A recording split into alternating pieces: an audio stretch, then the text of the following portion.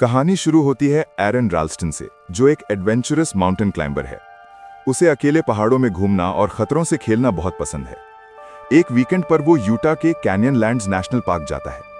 एरन इतना ज्यादा कॉन्फिडेंट होता है कि किसी को बताता तक नहीं कि वो कहाँ जा रहा है, और यही उसकी जिंदगी की सबसे बड़ी गलती साबित होती है। रास्ते में वो फुल मस्ती के मूड में होता है, साइकिल चलाता है, नेचर एंजॉय करता है और रास्ते में दो लड़कियों की मदद भी करता है। सब कुछ नॉर्मल चल रहा होता है, लेकिन असली खेल तब शुरू होता है जब एरन एक बहुत ही संकरी घाटी में उतरने की कोशिश करता है। जैसे ही वो एक बड़े पत्थर पर पैर रखता है, वो पत्थर अचानक खिसक जाता है। एरन नीचे गिर जाता है और वो भारी भरकम पत्थर उसके दाहिने हाथ को दीवार के बीच बुरी तरह से कुचल देता है।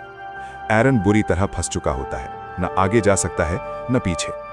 शुरुआत में एरन पैनिक करता है, वो चीखता है, चिल्लाता है, मदद के लिए आवाज लगाता है, लेकिन चारों तरफ सिर्फ सन्नाटा होता है।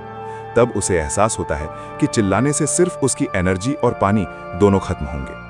वो अपना बैग खोलता है, जिसमें सिर्फ 2 बुरीटो, थोड़ा सा पानी और एक छोटा सा डल पॉकेट नाइफ होता है।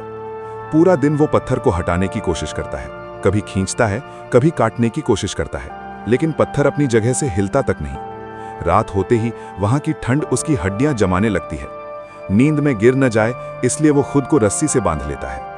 तीसरा दिन आता है, पानी लगभग खत्म हो चुका होता है। अब एरन को धीरे धीरे समझ आ रहा होता है कि मौत बहुत करीब है।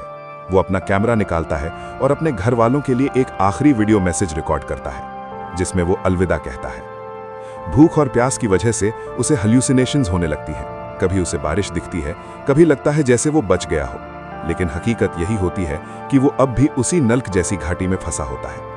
एक वक्त आता है जब पानी बिल्कुल खत्म हो जाता है और जिंदा रहने के लिए मजबूरन उसे अपना ही यूरिन पीना पड़ता है।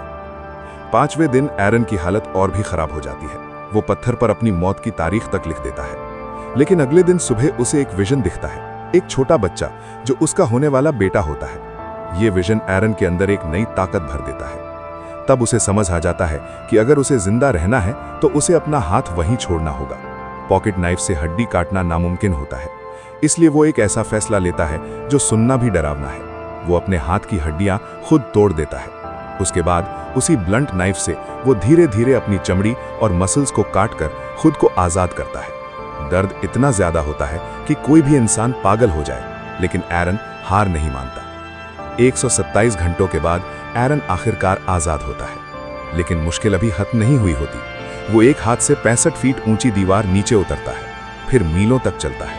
खून बह रहा होता है, जिस्म टूटा हुआ होता है। रास्ते में उसे एक फैमिली मिलती है जो तुरंत रेस्क्यू टीम को कॉल करती है। हेलीकॉप्टर आता है और एरन को हॉस्पिटल ले जाया जाता है। तब पूरी दुनिया को पता चलता है कि इंसान की विल पावर क्या कर सकती है। एरन अपना हाथ खो देता है, लेकिन अपनी जिंदगी जीत लेता है। आज भी वो क्लाइंबिंग करता है, बस अब हर बार जाने से पहले एक नोट छोड़कर जाता है कि वो कहाँ जा रहा है।